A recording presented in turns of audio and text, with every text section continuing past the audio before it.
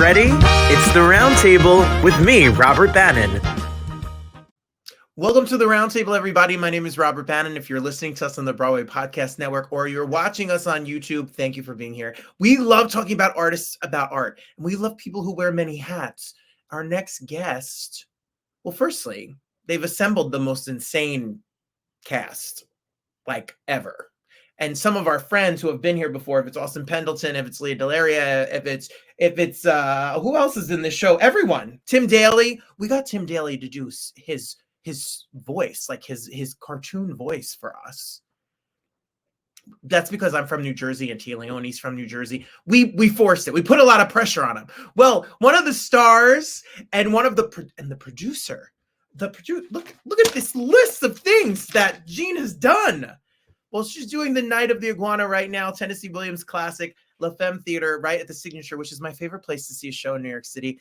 Jean Lichty, welcome to the show. Oh, my pleasure, Robert. It's so wonderful to meet you. It's so nice to meet you. I am looking here at this lineup of artists that you have in the show. If it's and Tim Daly, Daphne Rubin-Vega, who is about as legendary as you can humanly be. Incredible. Lea and Austin, who is also as legendary as you possibly can be. And yourself and this lineup of this creative team, this crew. What is it like to put this show on its feet every single night? Well, it's probably the hardest thing I've ever done professionally, that's for sure. Yeah, and it's been 3 years in the making because we did a Zoom during the pandemic, which was had a different leads, but some of the like Carmen Berkeley and Eliud and Austin and myself, we came over, but we had Felicia Rashad and Dylan McDermott, who were not available, and we just had a different vision for it on stage, and so it took a while to get the rights. I always knew that I would get them. I just didn't know when, and I believe the pandemic helped me because be honest with you, I think there were other outfits, much more prominent off-Broadway company, not off-Broadway, I should not say that, nonprofits that I believe were interested that had a package of stars. But the pandemic kind of really just eliminated a lot of the competition, to be honest with you. Yeah. And also, to be honest with you, I think it was the George Floyd, along with the pandemic. And to be honest with you, because we did, Lisa Dozier Shackett, who is my general manager, we flew to London in May of 2022 to meet with the Tennessee Williams agent. And basically the interest in Tennessee Williams as a white male, relatively privileged, had slackened. And there was a great deal of interest in 2019. And then we were told it just precipitously, dropped.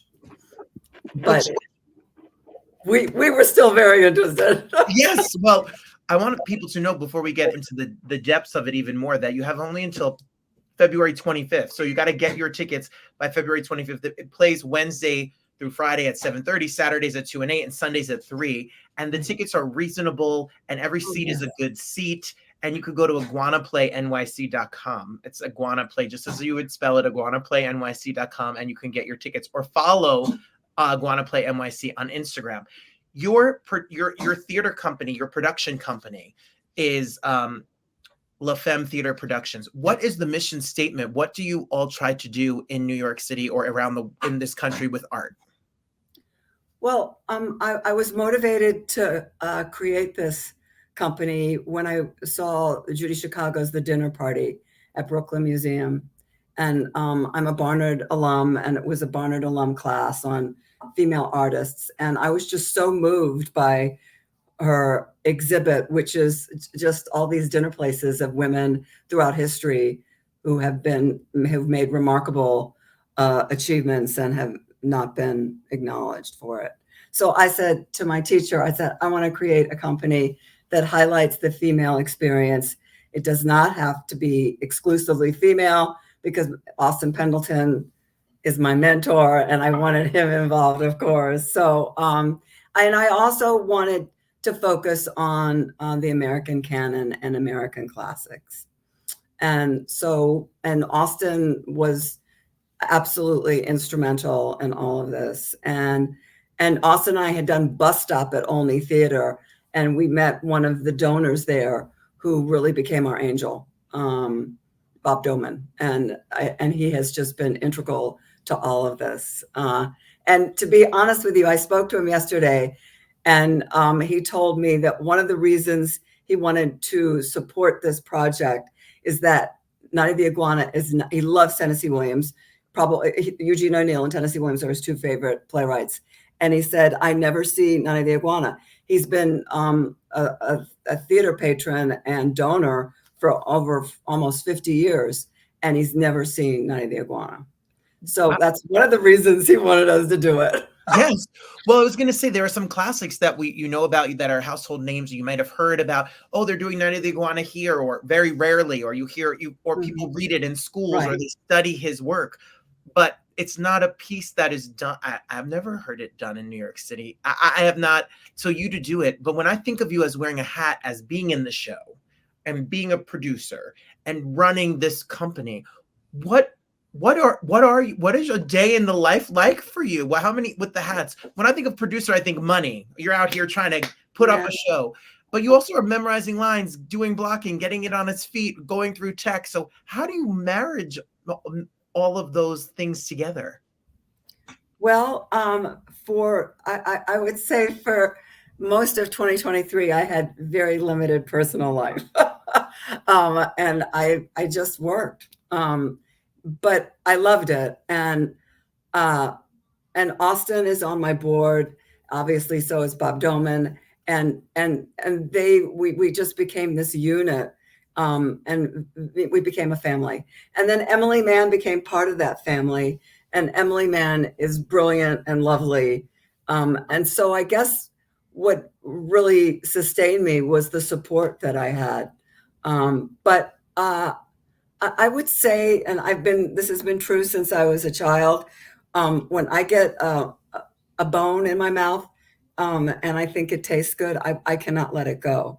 So, and I felt when we did the Zoom, I just said, we've got to put this on its feet. And also my donors, I have like 3 really amazing donors. They really wanted to see Austin and me on stage, because Austin has directed me, like, I think in 6 plays, but we've never been on stage together. So that was one of their motivations. And so indeed, Austin and I are on stage, and it is just, it's heavenly. It's sublime. That's what I was going to ask you. If he's been a mentor, if you've worked together, if he's directed you, if he's on the board with you now, you sharing, yes. Now you sharing the stage and getting to work off of one another must be a whole new. Yeah, Robert, it's like, it's just sublime. It's sublime. It's truly sublime. And when you go, like on Sunday when we walked off stage, Austin, I mean, he really keeps to his lane. I mean, he doesn't direct me or play acting teacher or anything like that. But he just says a couple of words, like. When we were walking off stage, he said, after the curtain call, he said, that 3rd act in Night of the Iguana, I think, is the most well-written act in the American canon.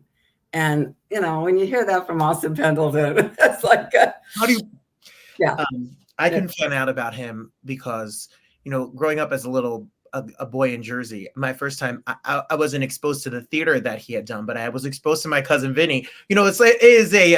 It is a New Jersey rite of passage. You got to see my cousin Vinny, and no one stutters like Austin Pendleton stutters in that movie. That movie actually has a lot of brilliance to it, including Marissa Tomei, who deservedly won the Oscar for her performance. Absolutely. But Austin's also incredible. Incredible. This show, if you don't know anything about the Night of the Iguana, reading a quote about you seeing a defrocked clergyman encounters inside disturbances amid disturbances during a stormy night in Acapulco during World War II. why is this show? It's a period place. Doesn't take place now. It's got people that are 97 years old to younger people, etc., that are in this, that are a cast of characters, and a defrocked clergyman. I mean, why is a period piece from World War II still relevant to the audience today? What are the themes that you see that connect now and then? Well, there are Germans involved that are Nazis. And when we went to London, the Tennessee Williams agent said, "You're not going to delete the Germans." I said, "Oh no, we consider them really an essential part." When Emily and I discussed this in May of 2020, we thought that it really was addressing what we were all experiencing during the pandemic.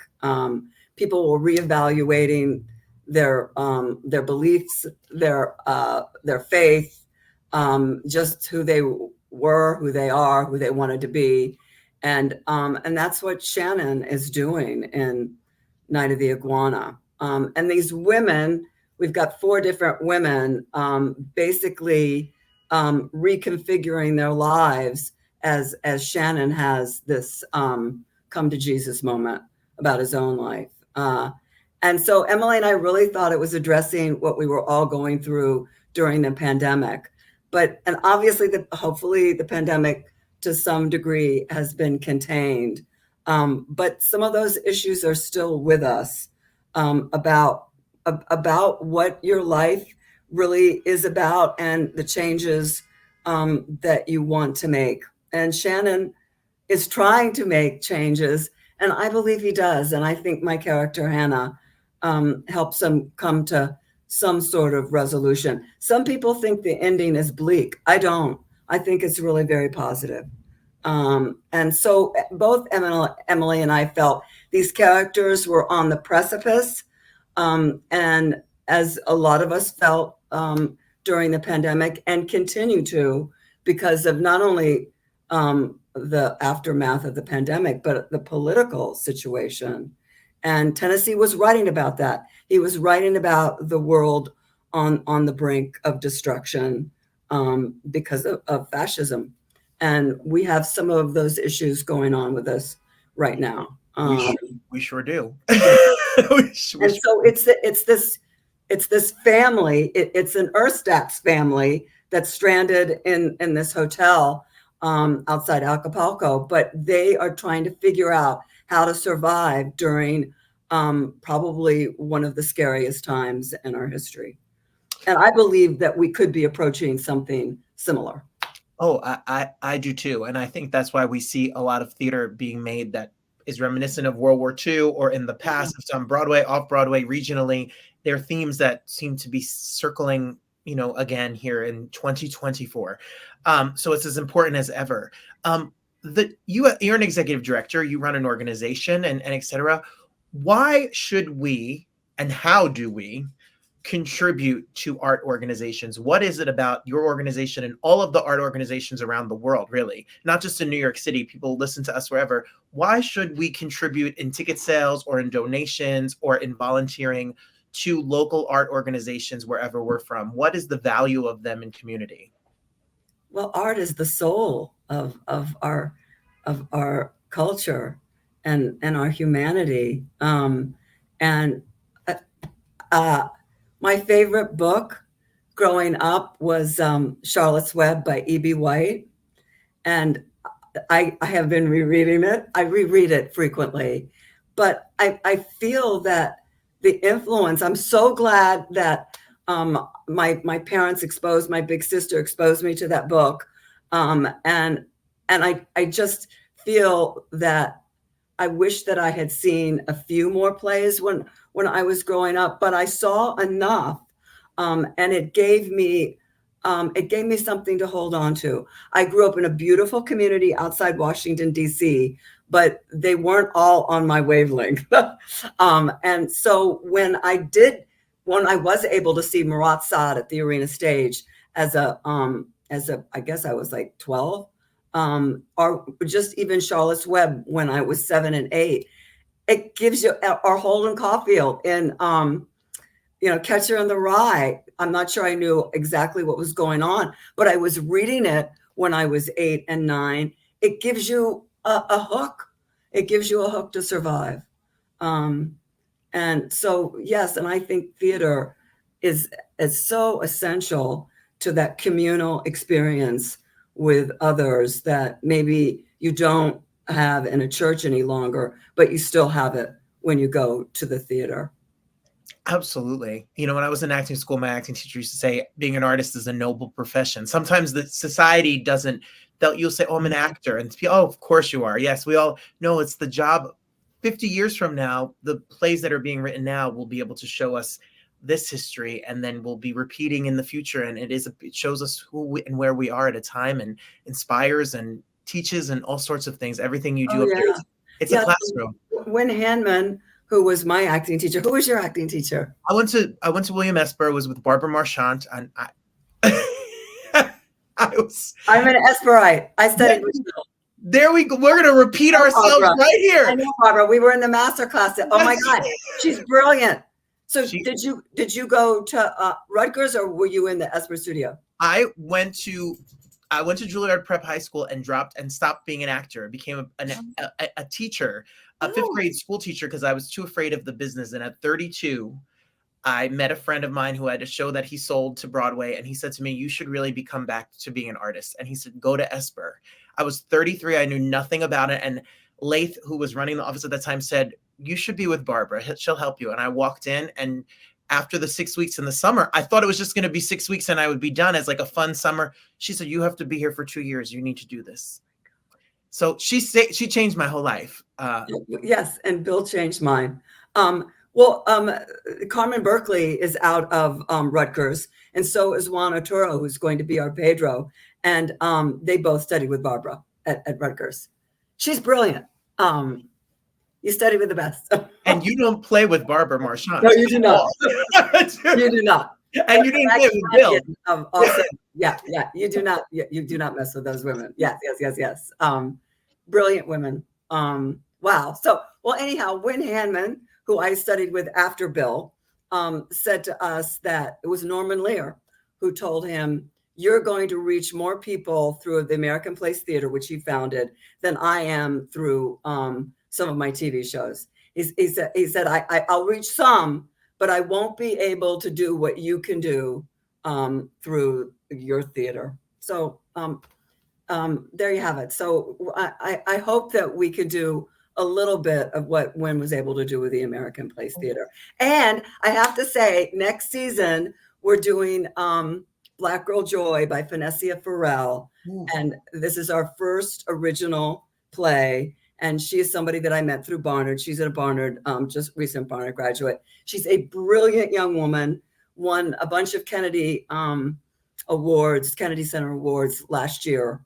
And for another play, not Black Girl Joy, but Black Girl Joy, we did a workshop in April of 2022, and we were blown away by it. She is an amazing young artist. So we're very excited about that.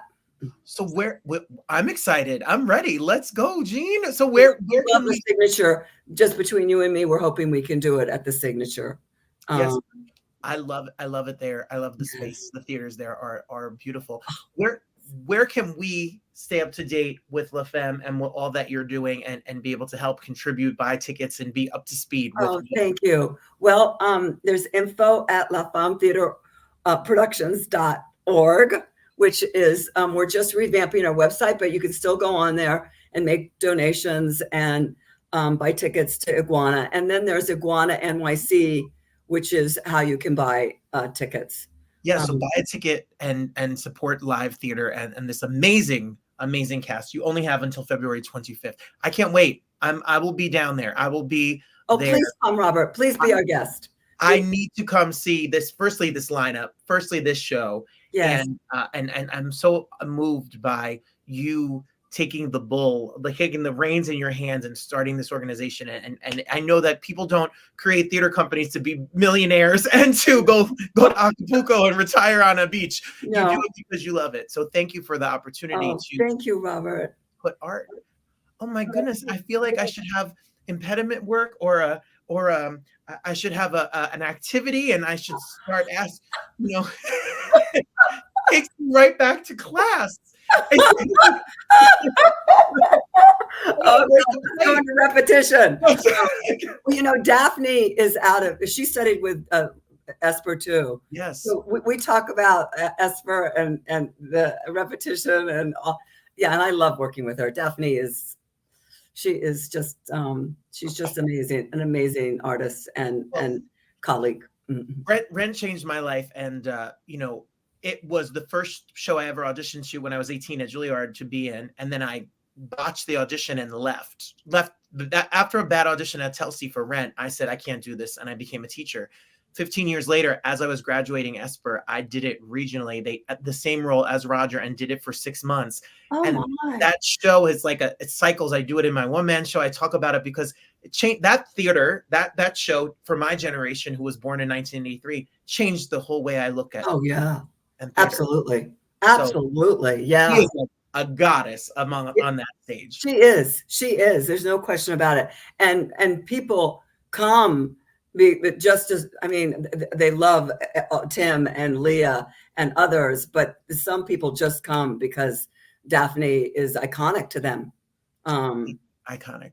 Nothing was more intimidating than walking on stage in Rent and seeing people in Rent head shirts and being like, oh no, they're going to compare our version with them, because they are top of the tops. Where did you do Rent? I did Rent here in Jersey. I did Rent in Pennsylvania. We toured like a little bit down. So it was a special. Oh yeah. So you were meant to do it. So in the right time and the right time. And I taught too. I studied with Esper, and then I needed to make a living, and I had some other issues, personal. So I was a teacher, and I personally loved it. And I think there's a real connection to acting. And Shelley Winter said that too. Her daughter was a teacher, and she said there's a real connection between teaching and acting, and I believe that.